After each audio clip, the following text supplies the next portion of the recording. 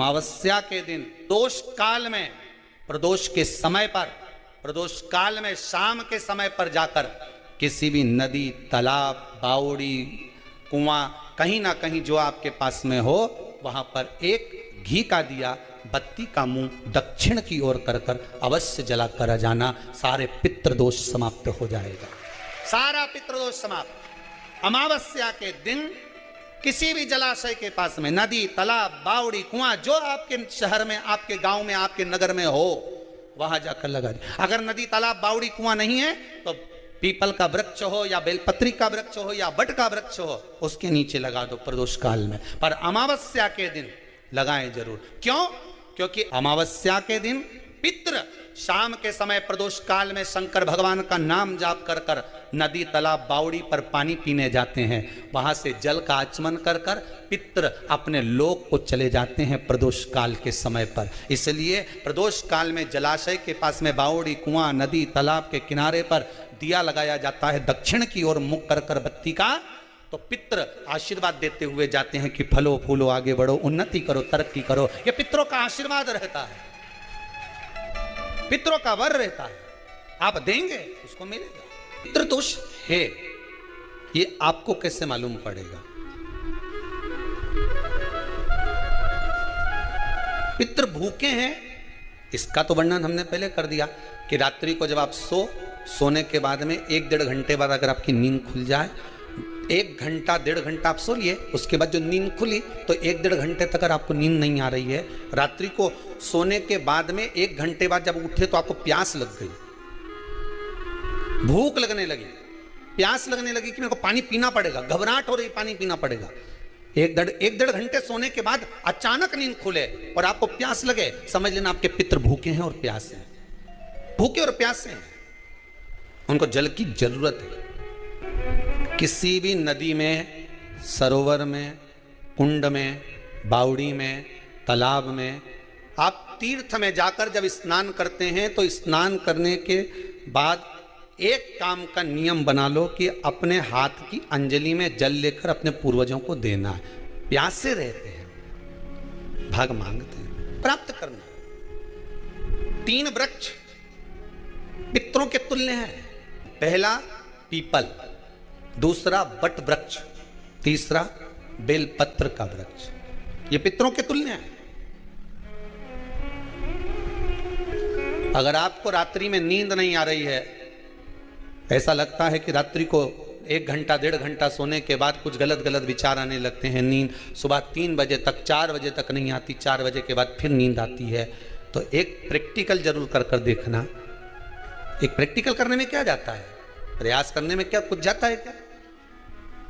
Practical कर कर देखना कि कहीं सीओर वाला महाराज झूठ तो नहीं बोल रहा है, तो प्रैक्टिकल करने में कुछ नहीं जाए। 1 लोटा पानी लो, उसमें थोड़ा सा कच्चा दूध डाल लीजिए, श्राद्ध पक्ष चल रहा है, बेलपत्री का पेड़ या पीपल का पेड़ या बट का पेड़, इन पेड़ के नीचे ले जाकर उस दूध को दोपहर में सुबह 10 बजे से लेकर 12 बजे के बीच में ले जाकर चढ़ा दीजिए। रात्रि को फिर ना आपको प्यास लगेगी, ना भूख लगेगी, नींद एक बार लगी तो सुबह ही खुलेगी। प्रैक्टिकल करने में क्या जाता है? पानी डालने में तुम्हारा कुछ जाएगा? अरे बोलो तो सही। प्रैक्टिकल करने में क्या जाता है? कुछ भी नहीं बिगड़ेगा, ये तो बस जल डालोगे तुम्हारा ही कुछ अच्छा हो सकता है, बाबा की कृपा। 3 वृक्ष पितरों के तुल्य हैं। पहला जम के बोलिए पीपल, दूसरा बट वृक्ष, तीसरा बेलपत्री का वृक्ष। 3 पीपल के वृक्ष में 52,000 ब्राह्मण एक साथ निवास करते हैं, इसलिए पितृतुल्य है। बट वृक्ष ब्रह्मा जी के मस्तक से बना, इसलिए पितृतुल्य है। और बेलपत्री का वृक्ष माता पार्वती जी के अश्रु से बना। जब आंसू गिरे थे माता जगत जननी जगदम्बा पार्वती के, उस समय पर पितृलोक में हलचल उत्पन्न हो गई थी। हमारी नातिन की आंख में आंसू कैसे आ गए? मैनावती की पुत्री है,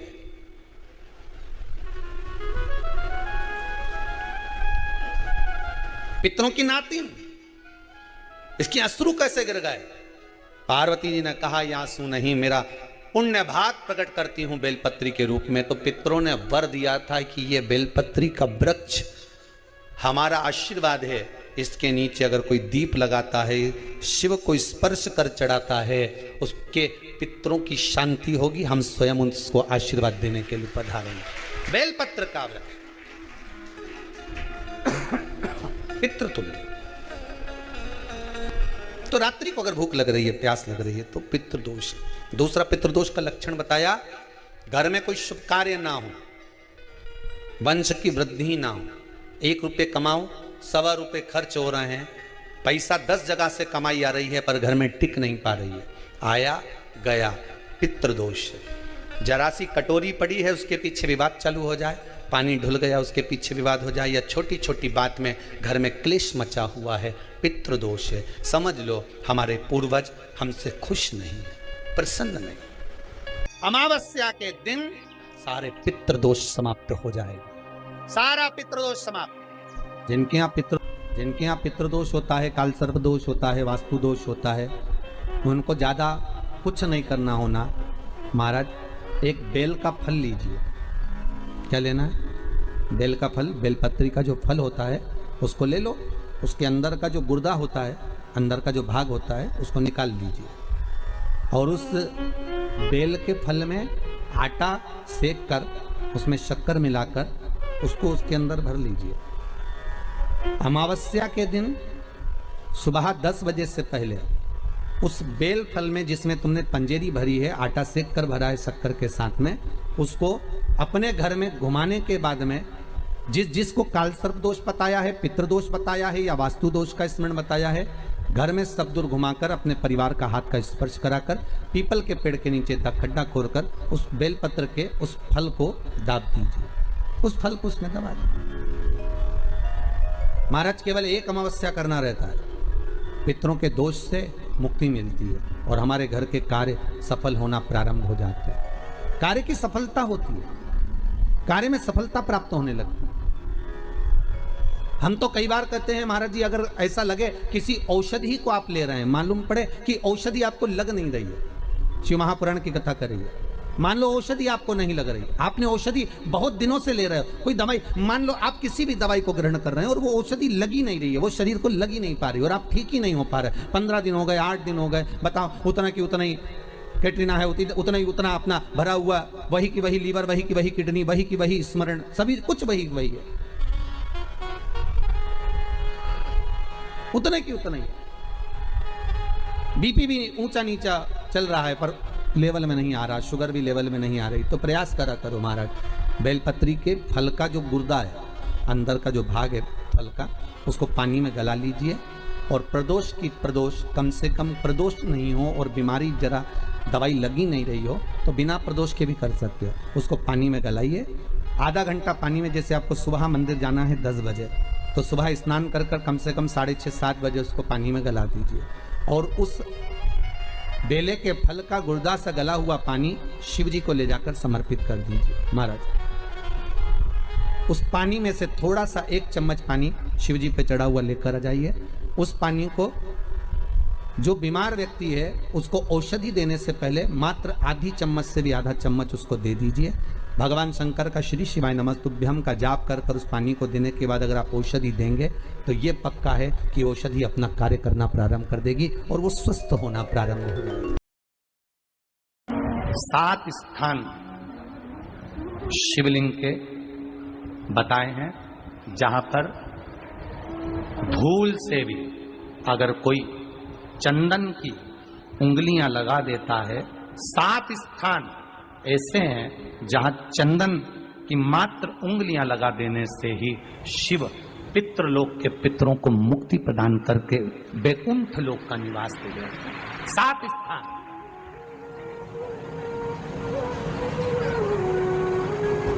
और वो 7 स्थान जो चंदन के बताए गए, पहला भगवान देवाधिदेव महादेव के शिवलिंग पर चंदन का लेपन। समझ लेना जरा बहुत अच्छे से। आपको लगता है स्वप्न में कोई मुर्दे दिख रहे हैं, या कोई जल रहा है, या कोई मर रहा है, या कोई चला गया है, ऐसा भय लगता है। बच्चों को मानी भेजूंगी ऐसा हो जाएगा, पति को मानी भेजूंगी ऐसा हो जाएगा, कोई हमारे कोई गलत तो नहीं कर रहा है, आपको लगता है। 7 स्थान चंदन के बताएं महाराज। पहला शिवलिंग, दूसरा जहां गणेश जी का स्थान है, मालूम है ना सबको, जम के बोलो जरा, मालूम है ना सबको, जहां गणेश जी का स्थान है वहां अलग से गणेश जी बैठे, वहां नहीं। शिवलिंग में जलाधारी के ठीक सामने राइट में गणेश, लेफ्ट में कार्तिकेय, बीच में अशोक सुंदरी। तो पहला चंदन बाबा के शिवलिंग पर, दूसरा गणेश जी पर चंदन की उंगली, तीसरा षडानंद कार्तिकेय पर चंदन की उंगली, चौथा अशोक सुंदरी पर चंदन की उंगली, पांचवा जलाधारी पर चंदन की उंगली, छठा जो शिवलिंग का जल बह रहा है इसके ठीक विपरीत की ओर चंदन की उंगली, और सातवां चंदन नंदी के मस्तक के ऊपर जो 2 सींग लगे रहते हैं उस पर चंदन की उंगली। ये कब लगाई जाती है? या तो अमावस्या के दिन आपको लगता है कि हमारे पूर्वजों का उद्धार नहीं हुआ, हमारे पूर्वजों का कल्याण नहीं हुआ, कहीं अधोगति में कोई चला गया है, उसका बस एक बार, रोज नहीं जरूरत है, प्रतिदिन जरूरत ही नहीं, महीने में एक बार अगर अमावस्या के दिन भी आपने चंदन के थोड़ा सा चंदन अगर मेरे देवाधिदेव महादेव को 7 स्थान पर समर्पित किया है। अशोक यहाँ पर वर्णन कर रही है, मैना, धन्य और कला की कथा कह रही है। तीनों ने सनकादि ऋषियों से मांगा। चंदन भगवान को अति प्रिय होता है, और चंदन ही एक ऐसा होता है जो पितरों को भी प्रिय होता है, जिसका स्पर्श मात्र लगने से पूर्वजों का कल्याण हो जाता है, वो चंदन। अमावस्या के दिन जो नदी, तालाब, बावड़ी, कुआं किसी भी एक जगह पर अपने पूर्वजों का नाम लेकर शाम के समय पर दिया लगाएगा, ये मेरा विश्वास रहता है, उसके लिए कुबेर भंडारी भंडार जरूर बनेगा, पितृ भंडार जरूर बनेंगे। अमावस्या, तुलसी की लकड़ी पानी में घुमाकर, लकड़ी नहीं हो तो माला तो होगी ही, जल में भ्रमण कराकर, जल में घुमाकर, तुलसी की लकड़ी को जल में डालकर स्नान जो करता है, मात्र घुमाना है, लकड़ी डालकर नहीं रखना है, घुमाकर अपने पूजन वाले स्थान पर रखना, या पानी में पहले से घुमा लो, उस पानी को ले जाकर डाल दो। अमावस्या स्नान जो जीव करता है, शिव महापुराण की कथा कहती है, जितनी वर्ष में सोमती पड़ती है, सोमती अमावस्याएं पड़ती हैं, शनिचरी अमावस्याएं पड़ती हैं, सारी अमावस्या का पुण्य उस जीव के खाते में चला जाता है। तो अच्छे से ध्यान रखिएगा, आप ब्राह्मण को भोजन कराएं ना कराएं, आपने धूप छोड़ी ना छोड़ी वो पता नहीं, गाय को रोटी दी ना दी, स्वान को भोजन दिया ना दिया, कौवे को भोजन दिया ना दिया, चलेगा। पर अमावस्या के दिन, उस दिन प्रदोष काल में, प्रदोष के समय पर, शाम के समय पर जाकर किसी भी नदी, तालाब, बावड़ी, कुआं, कहीं ना कहीं जो आपके पास में हो, वहां पर एक घी का दिया, पत्ती का मुंह दक्षिण की ओर कर अवश्य जलाकर जाना, सारे पितृ दोष समाप्त हो जाएगा। से निवेदन है, माताओं से निवेदन है, मान लो आपको कोई ब्राह्मण देवता ने कहा कि आपके यहाँ पितृ दोष है, तो आपको घबराना नहीं है कि महाराज जी मुझे क्या करना पड़ेगा, पितृ दोष है।